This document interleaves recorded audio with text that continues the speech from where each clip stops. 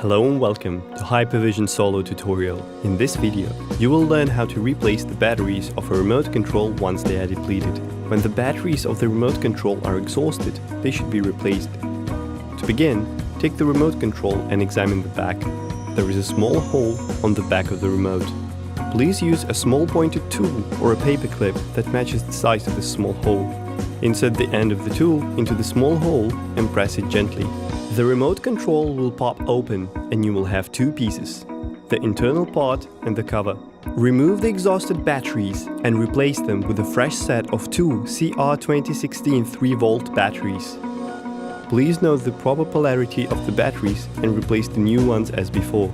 Snap the two parts of the remote control back together. Dispose of the exhausted batteries properly and in compliance with local requirements. Congratulations! Well done!